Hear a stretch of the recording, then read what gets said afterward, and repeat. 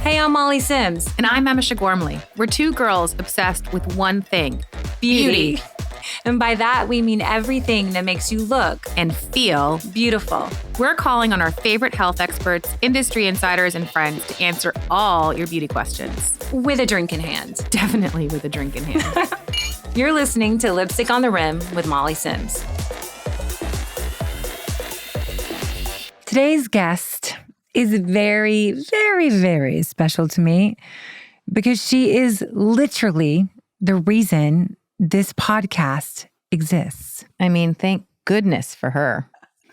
She's the president of beauty, style, and entertainment for, here you go, People, InStyle, Byrdie, and Entertainment Weekly. She is the quadruple threat of fashion and beauty entertainment. You truly are the reason why this podcast exists. I was writing a third book, and I had just met Leah through Kim Kreuzberger at Pivot Projects. And she was like, I think you just need some advice. And I had worked with Daniel Pergamont, and they had kind of gone through like my world, like my .com, like my Instagram, my TikTok, everything in between.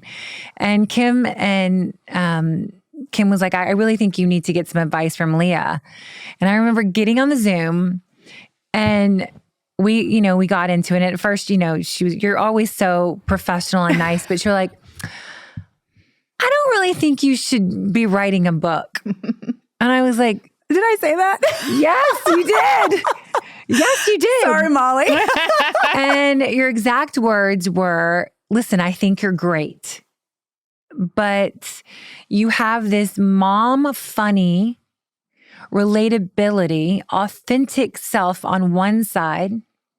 And on the other side, you said you have this world of, fashion, entertainment, travel, and there is no middle. You have a left and a right, and you need a middle. I remember this so clearly. And, I was already 12 months into writing the third book. I have an outline. I have chapters. I think I wrote some stuff I had a too. ghostwriter who I loved. And that was 4.5 years ago. I said to her, I'm like, I can't start a podcast. Anyway, that's our backstory. I love Leah Wyar. She's a fucking force. And I'm so thrilled to have you because I think at the time you were president of Byrdie. Yeah. Yes, it was Byrdie. It was Byrdie. And you were a guest on our podcast when we first launched. Yeah, exactly. And it was the very first. Anyway, I just had to bring it back up. That's, it feels like it's forever ago, and it also feels like it's yesterday. It's true. It's true. But your advice helped me and Emese, both not become experts per se, but to be able to have this to platform. Sit in these seats, have this platform, get to speak to like incredible doctors and surgeons and, people of power and just expertise in their field. So I thank you. That's incredibly generous. It's probably a 1% true, but I am grateful for you to saying that. Thank you. Okay, so I want to do a little bit of a background because you are literally the president of beauty, style, and entertainment at some of the biggest brands in the world. How did you get to be where you are today? Well, I know we're always trained as women to not say luck, but there was a lot of luck. Let's just be serious. And I think that is true for a lot of people. When I first got into the business, became a beauty and style editor. At the time, it was Health Magazine, which is no longer. But I loved Health. I loved Health too. It was so smart and just always on the next thing. And it was so good. And it was owned by Time Inc. at the time. And I was just happened to throw a resume into a folder in my college career center just on a whim, like a total gut. And it turned out, by the way, I had zero qualifications for that job, no internship. I was a psych major. I had no journalistic background. And it turned out that the person who hired me for that job was an alumni of my very, very tiny college. And we just had chemistry. It was just, we just got along. She wanted somebody to just come in that she could teach, like almost like an old school apprentice, and that's what she did. A mentor.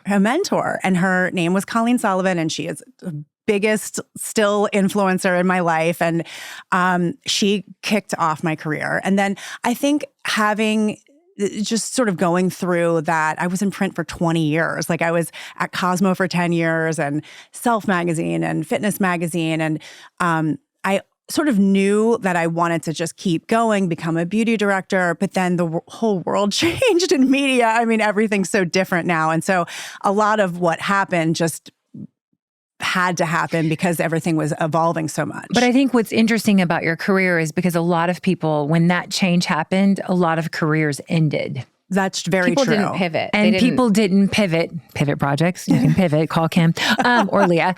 But I think that's what's been interesting. And I think if you could try to because there's a very big difference between what media was and what media is now. Yeah. And I think a lot of people in the beginning, including myself, were like, ugh, no, I still love a print. I still love a book. Totally. I still love a paper. I still love, but you've had to pivot. Yeah. I mean, by the way, I still love print too. Actually, true story. Like I just went back to getting a subscription to New York Magazine this week because I was like, it's so good again. Like it's just so great. But I still love print. Like people have prints weekly still, and I still get people. Thank you. But it's an important part of the ecosystem, but it's an ecosystem, and that was the thing that I definitely recognized when I went to the company that I'm at now, which was all digital media. When I moved over to Meredith, to Dotdash, it was in the beginning, right. And then Dotdash acquired Meredith, right. and got print into the portfolio, which they never had before. So it was this like little bit of a full circle. I think the thing that I say a lot of times is that I learned really quickly, like day one of my job, and this was sort of looked down upon at the time, but to really become partners with the marketing and sales teams. Mm-hmm. And back then in the early 2000s, like there was such a strong division between church and state. It was a church and state line. And editors were supposed to do their stories and not have any knowledge or care about what the other side of the hallway or the floor beneath them was doing.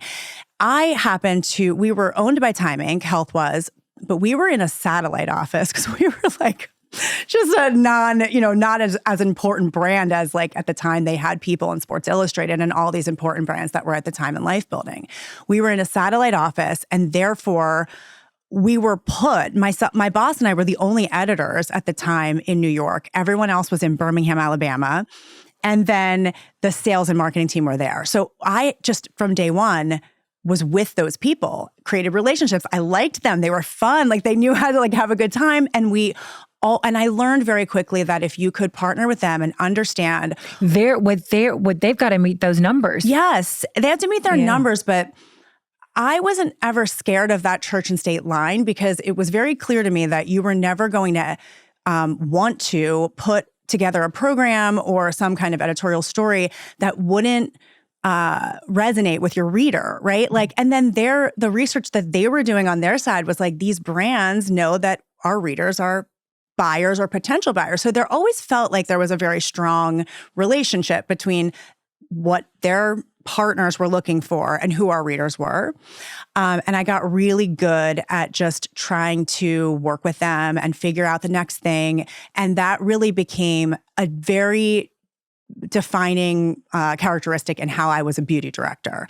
And a lot of people didn't love that. Like that was not so common. And it was a little bit like, we are journalists and we are like following a story. And I loved also being a journalist and telling stories, but I also wanted to be super valuable to what the bottom line was at the company. And I think that is really what helped me progress through my career.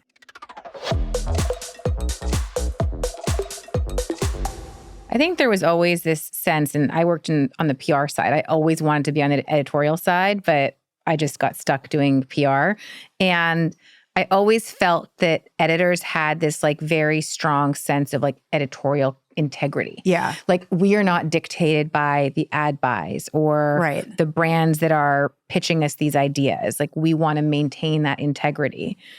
How do you think, because there has been such a shift, right? Everything has, there's so much digital now. And now there's the editorial directors that you work with at publications, but there's a shift now to, affiliate. Yeah. How do you feel like that has changed the landscape of magazines, online, and print? Well, it's made the readers and the users much smarter. They know how it works. They understand the business. I mean, before that they had no clue. No, it was the Wizard of Oz, and you had no idea what was behind that curtain. Yeah, exactly.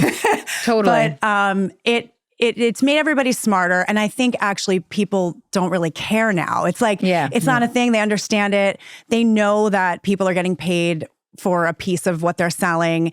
If they like it, they're going to buy it. Yeah, and if they don't, they're not. I mean, it's the reason why when you scroll through Instagram, you almost don't care that you're getting ads because it's actually helping you. Like I buy so much off of Instagram now. And I don't think that in the beginning it was like that, but it shifted so quickly. And it has so much to do with the influencer economy, for sure. What advice do you give? Because I think young women right now, everybody is like trying to be a content creator. What advice do you give young women who are entering the industry today, who want to have it all, who want to do it? Do you think it's possible? What does that look like? I think it is possible. I mean, there are still versions of the job that I did for 20 years that are still around. The advice that I have for them is just like, buckle up, because this industry is completely changing. I mean, honestly, daily. Like by the day. Daily. Yeah. And by you the have day. to change with it. You have to. And there have been so many people, I think the people who've worked with me for so long, that's the thing that they all have in common, is that they're not afraid to try something new. They're you have not, to be. And if you resist, it's the same thing with Wise. It's like, we're going to pivot. This calendaring that everybody loves to live by, like it's so hard to calendar because you have to have,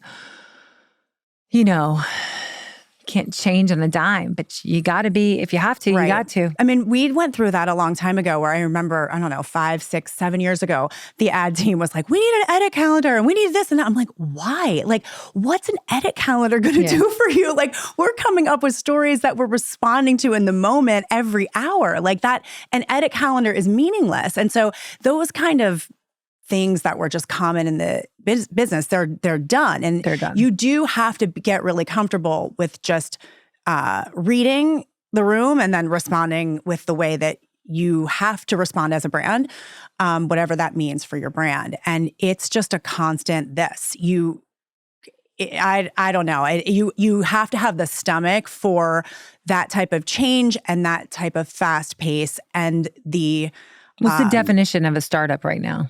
That's what it is. Even people's 50 years old, over 50, it still functions like a startup now. It has to. So legacy, if you don't function that way as a legacy brand, like you're done. I think it's also amazing. We have so much more data now, right? So it's like, think about back in the early days, people were advertising. You had no idea if that actually converted. No. Now you can, within seconds of sharing something, start to see data in real time. Yeah. And that data allows you to be nimble and change and pivot, because you see, oh crap, that didn't work. We need to pivot and move to this, or this resonated. Let's lean more into this. Like, I think that has made it more powerful. And I think it's giving people, the readers, the community online, whatever it is, more input. And so it's feeding it. I mean, they absolutely have more input. Yeah. And what, oftentimes it's like we joke that like the next story is in the comments, because like you just are digging through and you're like, oh my God, that's genius. And it becomes a headline. And it's like everything that your brand touches is an opportunity to tell a story. And that is a gift for so many of us who, when you were only putting out a monthly magazine, you only had so much space, but your ideas were like coming out of your ears and you just wanted to get so much out there. And for people like that who love to storytell and just want endless opportunities, that has happened. Right. It's a matter of making sure that you can be the first person to either report it or the first person to see it and have a point of view on it. Like that's what keeps the brands relevant, not the aggregation and just kind of like the churn of it all. And that's the challenge, because you really do need people who sort of grew up in the business in a way and understand how to tell stories in a unique perspective. You need them. You need and also that point of view. You have to. Otherwise it's like, it's just vanilla and it doesn't make a dent. Beauty, style, and entertainment trends. Let's go. What's one beauty trend you're obsessed with right now? One beauty trend I'm obsessed with is, it's a little bit of a boring one, but it's so important, I think, because we all are obsessed with our skin. You guys, I mean, your skin is like to die for. And for a long time, I think everybody talked about this like microbiome and blah, blah, blah. But I do think that right now there is this movement toward getting really big treatments like once or twice a year, like a Fraxel or, obviously our CO2. Yeah, like needles and all of that too. But sort of saving up that big moment like once or twice a year and then really just like being gentle with your skin the rest of the year. That's wise. I mean, the consistency is the magic with really good products. It's your exfoliator. Exactly. You can use it every day. And so that's that like turtle, like the tortoise, right? Like the tortoise is so much better than totally. Trying to just. I think what we were seeing, and this is where I saw a big a white space, is that you had all of these women in like 2010, 2012, 2015 doing like microdermabrasion, like these harsh barrier. And then sadly, 10, 15 years later, they can't even keep makeup on their face because they have messed up their barrier so much, right? Yeah. So again, doing something drastic, it still has to be monitored. It still has to be like, if not, like I see a lot of women make a lot of mistakes, but they were doing that on a daily, weekly, monthly basis. Totally. And the hyperpigmentation that it causes. Oh my God. The irritation that it causes. I was in it. You see so many people with eczema and all this dermatitis. And I look better. Exactly. Less is more. I'm obsessed with just like the pampering of it all and like the barrier creams and just, that. And then, the 363 days of the year I do that. And then there's 2 that I just go wild on. And my skin heals better from that because you're of not, that. It's not in constant irritation. Exactly. What do you think is the most overrated beauty product right now? Product is hard. I actually think there's a lot of overrated beauty products.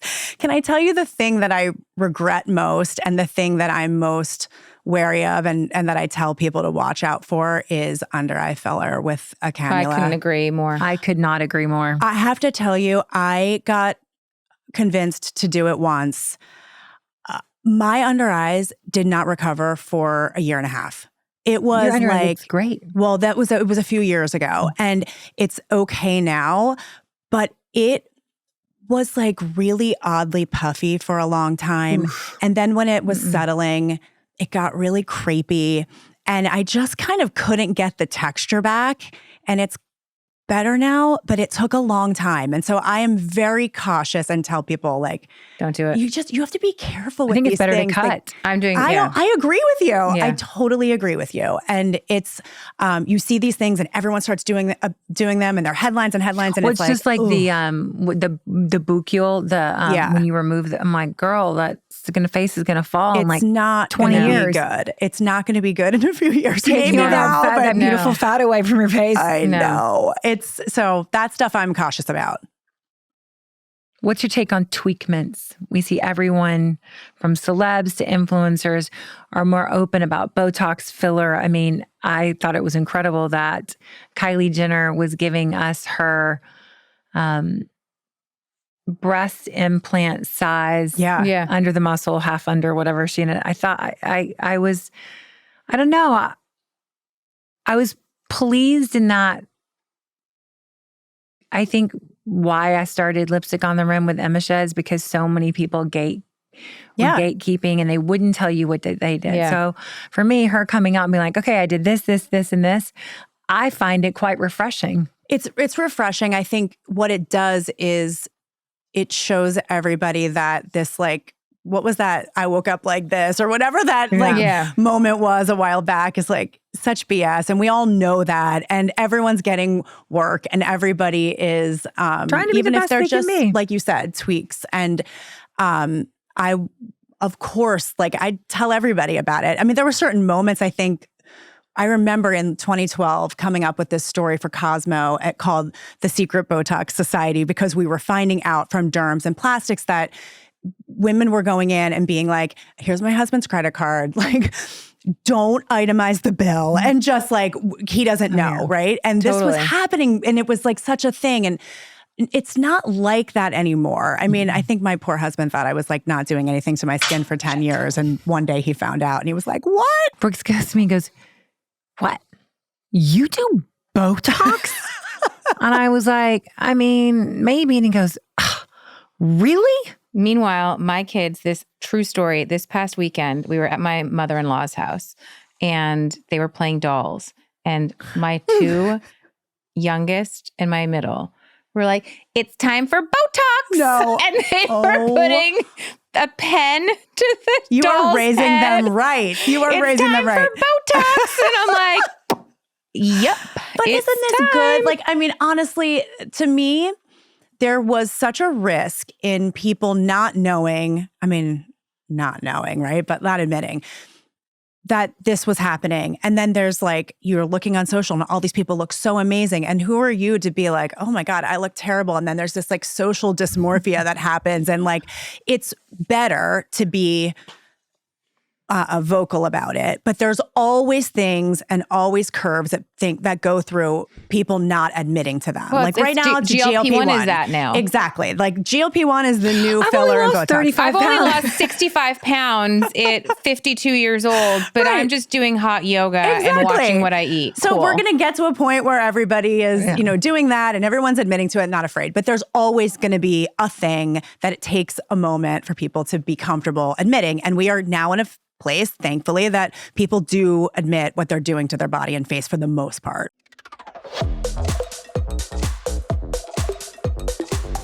In terms of wellness trends, like what are you loving or beauty?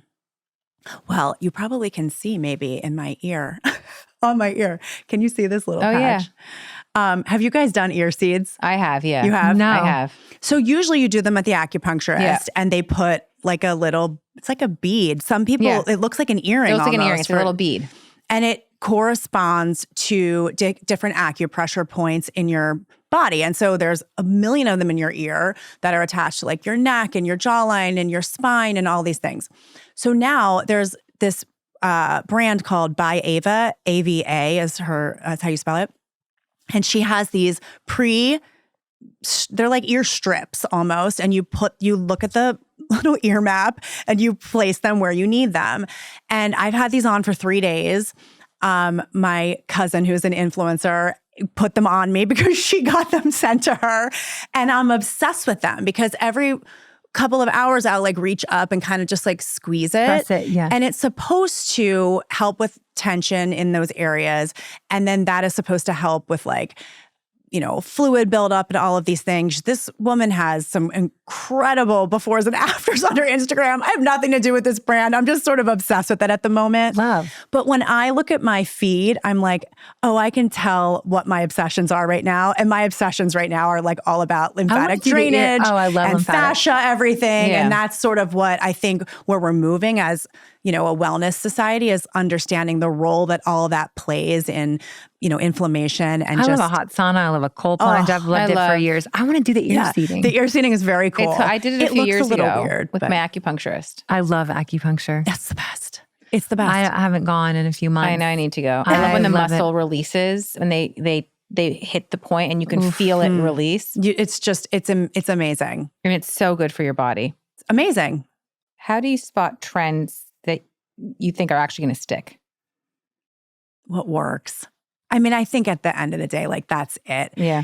Things get a little bump and a little push and it might, but you're going to buy it a second time. Like if it works, you're going to buy it a second time. If it works, that becomes a business. But if it's just like a flash in the pan, like that's fine. There's a place for that stuff.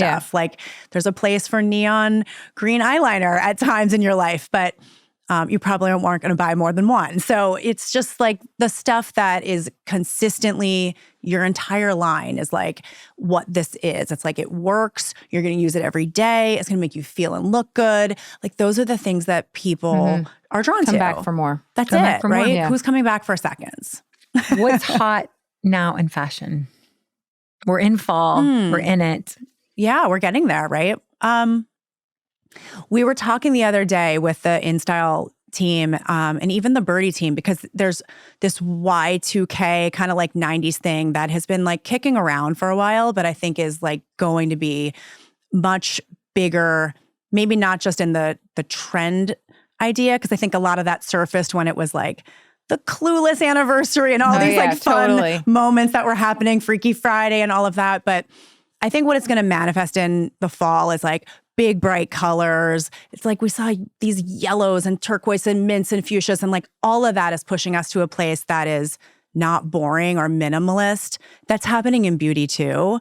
Like fashion is like lots of prints and patterns mixed together. And like, I kind of love that spirit. I think we need it now. Like there's so much in the world. Like you just sometimes look to fashion to bring you joy. And I'm ready for that. Like I'm so ready for that. I can't wait for Justin Anderson. Like I can't, I'm so excited for Dior.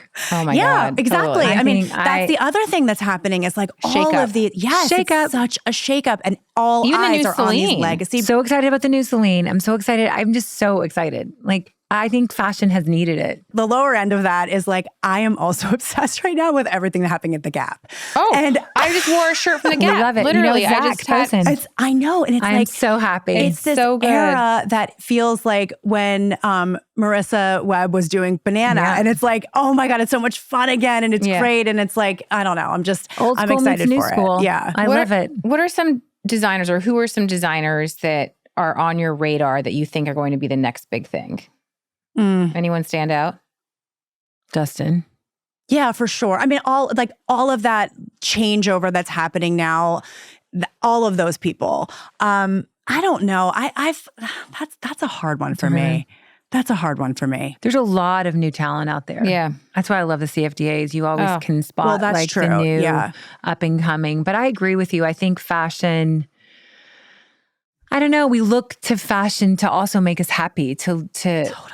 You know, I love it when it's big. Well, we say when you look good, you feel good. When you feel good, you look good. That's Molly's and her mom's motto. It's so true. I mean, I bought, I was like, the reason I brought up the Gap was because I bought these like hot pink barrel jeans a few weeks ago, and I've worn them like once or twice a week this whole summer. Wow. And I know they're crazy, but like, it's just fun. And it makes you, it's like the equivalent of orange, bright orange nails. It's like you just want to have fun in the summer. And there's a different moment for that in the fall. It feels a little more refined in the fall. This summer was all about color for me because I feel like I wore so much neutral fall and winter last year that I was like, this is the season of color for me. Yeah.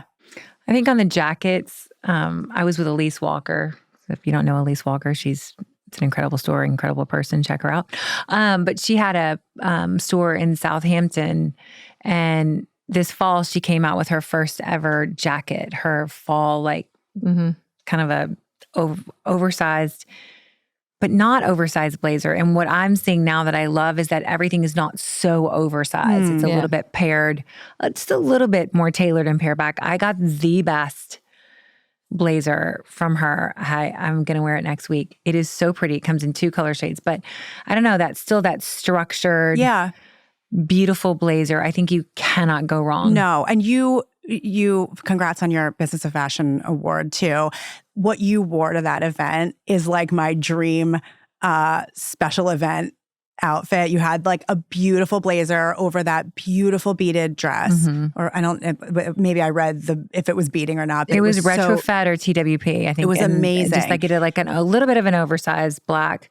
I think it was the Row. I've had that jacket for like 4 years. That's an investment piece. It was great. But it's so good. Yeah. It looks good on almost anyone. It's my most favorite look. It's just like very Carolyn Bessette. It's very Carolyn Well, Bessette. I'm sure we'll see a lot more of that. I think that should too. be a lot of inspiration for fashion again. Exactly. It's the one thing that that filming of that new series is all over the place. It's been all over the place, which I kind of love because it's sort of putting this 90s back. Yes. And it's also giving us all something to talk about collectively. And I think that's the part of like this fractured entertainment world that we're all living in now, where everyone's watching things at different times, and this like monoculture is not happening the way it did when we all sat around on Sunday nights and watched Sopranos or Sex and the City and talked about the shoe the next day. And it doesn't happen as often, but I'm feeling like some of these shows that have this throwbackness to them, people jump on it quickly and people start talking about it, and it kind of creates this wave. And so I need more of that. Like I need more. I love it. I love when, I watch a show and like you bring back that fashion, because like that 90s Carolyn, Calvin Klein. Best. I just think Carolyn, I look at her style, I always like, she's to me like one of those like all-time style inspirations, because you can't really put an era. Yes, she was the 90s, but you can't put an era to what she wore. It was, timeless. It was the very definition of timeless. And you can pick that outfit up and drop it into today. Anytime. And it works. It's so true. It works. It's just her glasses, there was something, how she wore her headband, it was just kerchief, timeless. how she wore her pants, the way she did the belts and the jeans. I'm like, ugh. And it's sort of funny because I do think, and in a very different way, but like sometimes I'll see street style pictures of the Olsen twins and them too. Like they aren't so much about the trend of the moment. It's their style. And I really I've seen pictures recently where I'm like, was this taken last week or 6 years ago? I can't tell because their style has been consistent. It is. Absolutely and the consistency impeccable. of it. And I think like you can, if trends and chasing trends are your thing, if you're consistent, then like that's your look, right? Your look, like totally. And it can work for you. But that is such an understated consistency that is really, really hard to pull off every day. It looks easy and it's hard. It is hard. So hard because it's not about one loud piece. No. It's just how you wear it, how you put it together. Is it slouchy? Is it styled? Is it belted? Is it fitted? It's the truth. Fitted on the bottom, they're always going to be oversized on top. If it's fitted on the top, they're all like, but it's very hard to pull off. It is. But when it's so done, interesting. It's done so well. Mm-hmm. I also think that sort of, to me, like you chase trends when you're younger, trying to figure out who you are. Yeah. And I think that to me is like, none of us, I don't feel like maybe we'll throw a pair of barrel-legged jeans on, but like more because we finally realized they can actually be flattering as opposed to I look bow-legged. Right. That's true. But I think as you get older, it's less about the trends and more about knowing what suits you. Exactly. Totally. It's also how you wear it. Like I see some girls, I'm like, how in the world are you pulling it off? And you're like, especially in New York, that's the one thing I love because I was from Kentucky and I would always come here and I'm like, oh my God, the assistant to the assistant to the assistant looked fabulous. Mm-hmm. Like even, we're shooting in New York today and I saw a girl, we were having lunch and I'm like, it's a great outfit. Yeah. I actually saw somebody on the street just now too. And I'm like, I wish I had something. But it's also I could just like take the photo. Yeah, and but it's totally. also the confidence in how someone wears it. Like Totally. I think Carolyn, she probably could have looked good in a paper bag, but Bissette had this way, even Kate Moss, whatever they wore it with such confidence. Swagger. They had swagger. That's what you're drawn to too. It's not just the look. Yeah. What's one item you think every woman should invest in? So, I mean, for me, it's a black pump that you can wear with everything.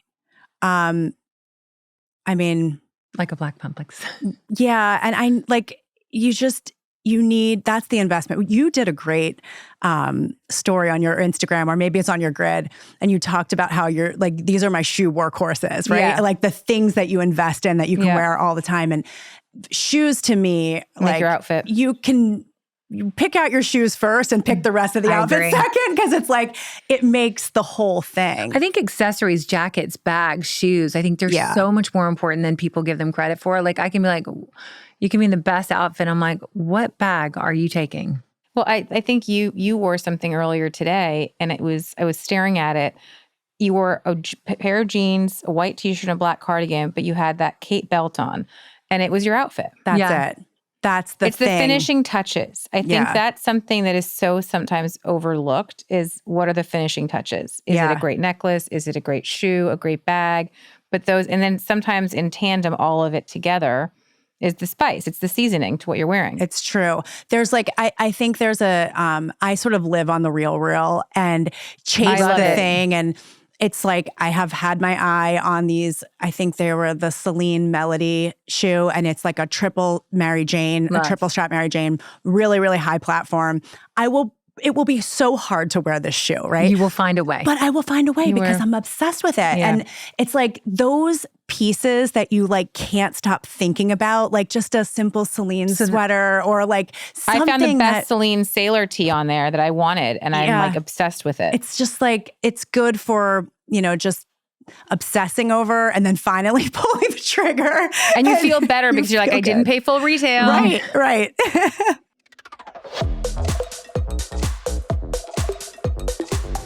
There's a lot of debate between drugstore and prestige. Are there any products you swear by that's more on the drugstore side of things?